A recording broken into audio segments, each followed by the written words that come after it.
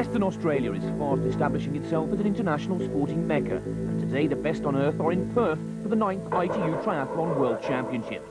Over 1,200 of the world's top multi-sport athletes have travelled to Australia for Triathlon's Blue Ribbon event. In this sports-mad country, the streets are lined by a fervent home crowd ready to witness Australia's confirmation as the premier triathlon nation. But the competition is as tough as it's ever been. Great Britain's defending men's world champion Simon Lessing is here to show the Aussies they won't have it all their own way. Welcome to Perth, Australia for the grand finale of the ITU Triathlon season and the 9th World Championship to be contested for the Olympic programme's newest and most exciting sport. Australia has become the sport's spiritual home, and in the women's race, local support is divided between the country's 3 past world champions. There's just as much domestic anticipation in the men's event, where the Aussies face tough opposition from the likes of Hamish Carter of New Zealand and defending world champion Simon Lessing. The Australian team is strong, with the likes of Welch, Bevan and ITU Tour leader Chris McCormack looking to draw inspiration from the huge local crowd. It will be in Sydney that triathlon makes its Olympic debut, and now the 1997 Worlds have taken on an extra significance as the countdown to 2000 truly begins. This is another fantasy, to win a world championship in your own country, and then that'd be the biggest stepping stone towards the Olympic Games, because that's in our country as well. So I think it'd be good to gauge off this race, for the Olympic Games. That'd be nice.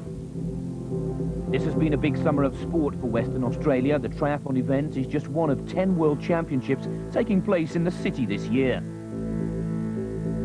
The course is a tough one, set against the striking city backdrop.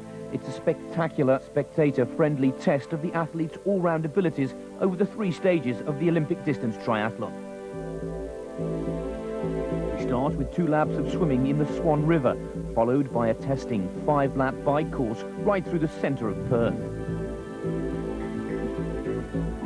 The final 10-kilometre run takes us back down to the shoreline. With temperatures soaring into the 80s, it will be a gruelling finale to this year's World Championships. Just a few moments away from the men's start, and Australian hopes once again will be pinned on this man in the fluo green cap, looking to not only secure the World Championship here today, but he needs a good placing to take World Cup top positioning. These are the favourites and the seeded racers to watch out for. Chris McCormack, as we've just seen in fluo green, light blue for defending champion Simon Lessing, in form Hamish Carter in yellow, pink goes to Greg Welch and Brad Bevan in the black cap. For the men, there are 73 competitors from 26 different countries representing a true world-class field. As with the women's, it will be a rough and tough tumble start, Catherine. I think it'll be even rougher and tougher than the women's start. The men are physically bigger. They're a little bit more aggressive in their swim start. And like the women, this is the big race of the year. Everybody wants to do their best here. And I think what we'll see is a lot of men really getting beaten up in that swim. They have to really swim out quickly to the first buoy. There's a lot of men there, not too much space, and a lot of flying elbows and legs. Well, Simon Lessing, as one of the non-seeded ITU World Cup racers, was supposed to have started back a little while. He got off to a flying start there. Lessing, who's won the past 2 World Championship competitions, is the man to watch, the man to beat, and the man putting most of these competitors under the most pressure and fear. Lessing will look to get a good early start, and maybe many of the world's top triathletes will have learned a trick or two from the women's competition, when the likes of Emma Carney and Jackie Gallagher really did struggle in the swim section. And here is a classic example of just how rough and tough, more like a water polo scene than that of a World Championship triathlon event. It's just so important in the first few moments of the swim to get that clear water. That's where the stronger swimmers get ahead. They can really burst out of the blocks in the first 400 meters and get their position. I think one important point to note here is that Craig Walton has actually pulled out of the race. He's got stress fractures. He's probably the only one who's capable of breaking up the field in the swim. He can put a few meters on the likes of Lessing and Bevan, and perhaps bring someone with him like Bennett. So his absence is going to be clearly noted here today, and I think it will play to Lessing's advantage. Rounding the first buoy, Alek Rukasov, the former Russian pentathlete, now competing for the United States of America. Simon Lessing is in 3rd position. Brad Bevan, the 4 times World Cup champion, tucked in behind him 4th. Clearly seeing the yellow cap of Hamish Carter of New Zealand. He's right up amongst the leaders. And the fluo green cap in the centre of your screens, Chris McCormack, is also doing well to keep up with the pace in this swim section. 1 or 2 of the triathletes have found the start very difficult. Hamish Carter in particular was expecting to be right up there with Simon Lessing and is still finding it difficult to get clear water. The defending champion Lessing doing well to get ahead. Triathlons these days are so unpredictable. You can never really plan your race because every race is different. And it seems that Hamish's plan A to get right ahead in the swim isn't working, so he has to think on his feet, go to plan B, and at least he's in with good company for the bike. For now, Simon Lessing is the leader. Good news for the defending champion early on. Reaching the end of the first lap, and Simon Lessing, the defending world champion, has the lead. He's going to clock around about 8 minutes 34 for this first of 2 laps, and as you can see, he's settled into a very confident, smooth stroke, even taking time to look behind to see where the rest of the field are. Some may say, Catherine, quite a surprise to see Lessing dominating so early on in this competition. It's also interesting to see that some of the guys are actually getting up and running in the swim there. That shows just how shallow it is. But you're always going to be faster swimming than running in waist-deep water. Also, last weekend there was a warm-up competition here, a team competition, and quite a few people cut their feet on some of the debris in the bottom here. So it's definitely wiser to stay swimming. You're going to go faster, and you're going to keep your feet clean. Well, good news for Chris McCormack and Hamish Carter. They're in about 6th or 7th position at this first lap. Also, Brad Bevan for Australia is right up there, but it's good news for all the British triathlon fans so far, as Simon Lessing looks to have the better of the rest of the field, and one has to say he's looking really quite comfortable here. Easily recognised that stroke of Lessing. There in the red cap is Philippe Vittori of France. He too getting a dunking there. Really still very busy, hustly and bustly for the swimmers further down the field. And that's all important and good news for Simon Lessing. Clear water and stroking ahead of the rest of the field. Well, one competitor absent is Craig Walton, one of the top swimmers who's on the beach with Catherine Davis. I'm here with Craig Walton from Australia, one of the top swimmers in the sport of... Craig, you're injured. You must be disappointed, but tell us how you think the swim is shaping up so far. Yes, Catherine, I have a stress fracture in my right leg, so it's a bit disappointing, but at the moment it looks like Simon Lessing is right up the front, followed by Hamish Carter, Stefan Poulat, and Brad Bevan. But the big surprise packet, I think, is Chris McCormack, who's right up there, so it's going to be a very good race.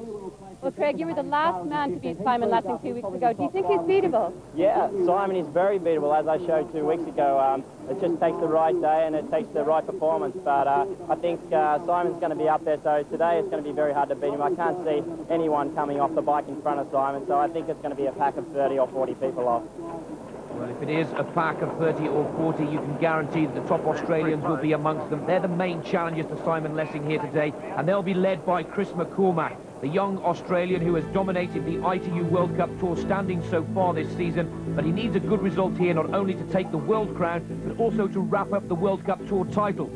His weakest link is the swim, something he's been working hard to put right.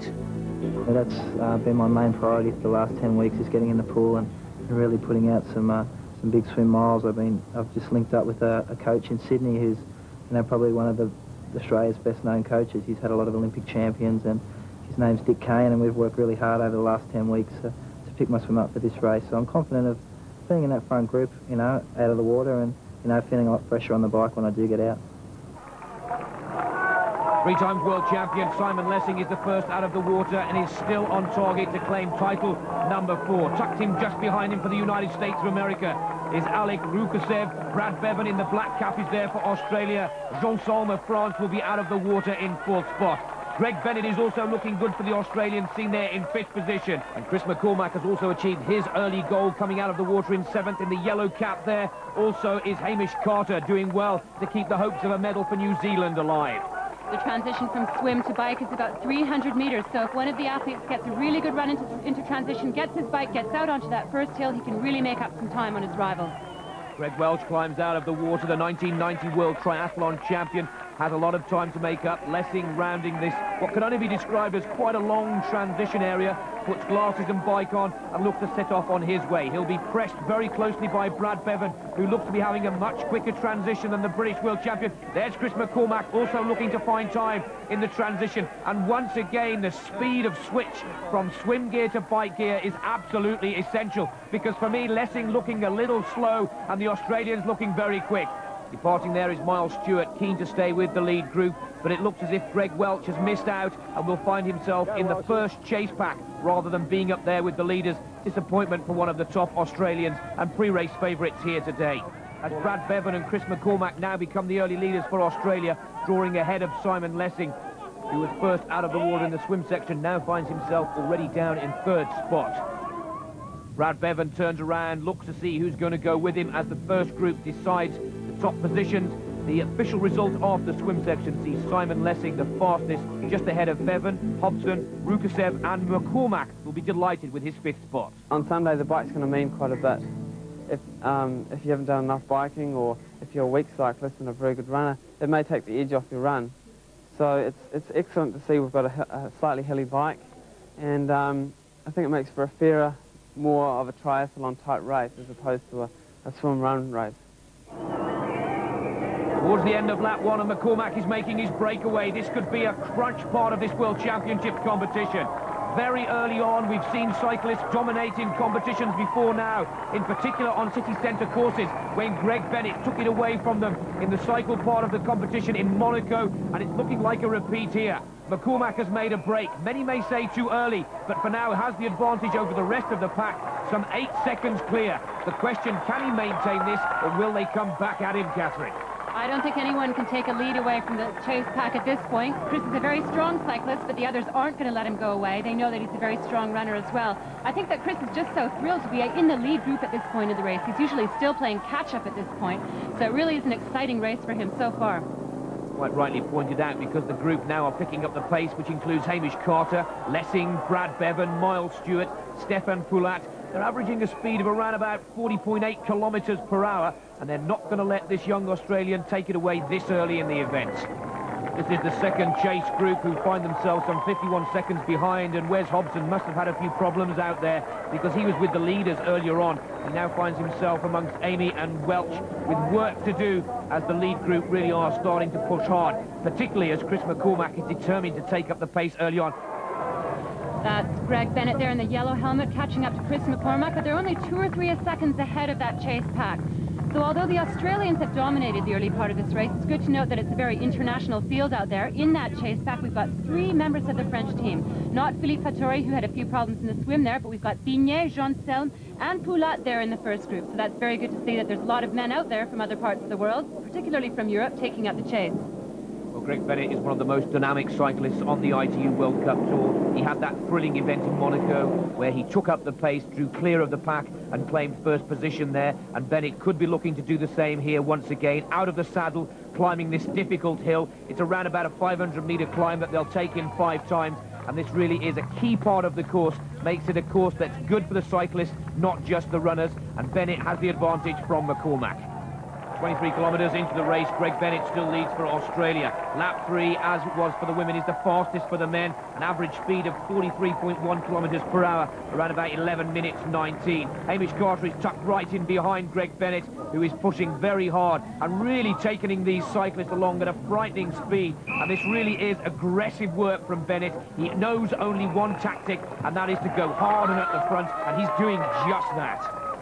These guys also know that in the chase pack, there's some very strong runners. Jamie Hunt, Paul, Amy, and Greg Welsh. They've been getting these references from their coaches and their friends out on the course. And every second they can put on that chase pack will increase their chances at getting on the podium. And they're doing just that, the chase pack. 1 minute 22 seconds behind the leaders. Wes Hobson is doing his best to pick up the speed, but perhaps the size of this chase group is making the work even more difficult, and that will be very disappointing for Greg Welch, one of the pre-race favourites from Australia, who finds himself struggling to stay up with the leaders, and his World Championship campaign could be right over here at this point in the event. Greg Bennett takes them along at a very quick pace indeed, and these will be where the medalists come from. The lead group had been averaging over 40 kilometres per hour on the bike and was about to suffer its first casualty. Australian Miles Stewart forced to pull out after puncturing on lap 4. It left a pack of 9 riders to battle for position at the end of the bike stage. Closing stages now, and once again, speed of transition will be all important. First in looks to be Greg Bennett. Chris McCormack is there. Hamish Carter is with them. Brad Bevan, defending champion Miles Stewart, and 4 of the French team are amongst them. It will be a very close finish. 10 kilometres remain, but once again we focus on how quick you can come in and out of transition. Catherine, this is where valuable seconds can be made. It certainly can. Brad Bevan is noted for his fast transitions. He should be one of the first out. Chris McCormack as well. A lot of these guys train together on the Gold Coast, and they train just that. They do transitions over and over and over again. So I think we'll see the Australians first out of this area. Well, there is Hamish Carter looking to keep the Kiwi hopes alive, pulling on the track shoes. He'll look to get an early escape, on with the cap to protect him from the heat. But look at Lessing there, having a real shouting match with one of the officials. And that will surely affect the defending champion's concentration. You can see he's unsure. The first man out, Chris McCormack, to the delight of the Australian crowd. And that was one of the speediest transitions we've seen from McCormack this season, and possibly gets himself a 5-6 second advantage early on in this 10-kilometre run. Just behind McCormack in second position is Brad Bevan, then Hamish Carter. Greg Bennett is fourth. Well, the report from Simon Lessing is that he tried to take his helmet off before racking up the bike, and there's some real harsh work from the officials which cannot be to the benefit of the defending champion. The chase pack now come in, amongst them Greg Welch, who leaves himself a huge amount of work to do. Also some of the top German challengers, including Ralph Eggert. Paul Amy racks up his bike and then takes his helmet off in the right order. He's one of the top runners and has the potential to come back. Greg Welch now finally gets into transition. Disappointed with the performance of his pack in the cycle section. Leaves himself a lot of work to do to get back at his compatriots Brad Bevan and Chris McCormack, who still has the lead. And has the lead over Hamish Carter, who's now moved up into second position. Bevan has gone third. Result after the bike, Chris McCormack ahead of Carter, Bennett, Lessing and Bevan. Just 10 kilometres remain before these triathletes achieve their ultimate goal. Hamish Carter's dream of winning was still intact, but he'd been joined on the run by Simon Lessing, working his way up to second place after his problems in transition. Up ahead, though, it was McCormack running like a man possessed. 3 kilometres into the final 10-kilometre run, and Chris McCormack still has the lead. It's good news for Britain, it's good news for the defending champion Simon Lessing, because he seems to have drawn ahead of Hamish Carter to go into second position, now looking to close down Chris McCormack. Lessing has all the work to do, with Brad Bevan, one of his great friends and arch rivals over the years, now finding himself in fourth position. Vignay for France is in fifth, and Greg Bennett also for Australia in sixth position. Chris McCormack now needs to dig in and find something very special to see off the challenge of Simon Lessing. There's Greg Bennett trying his best to stay amongst the challengers and try and claim a medal. Lessing, the winner of the world title in 96 and 95, just doesn't quite look as comfortable as he's shown in the last two world championships. And the question that everyone is asking, is Lessing slowing?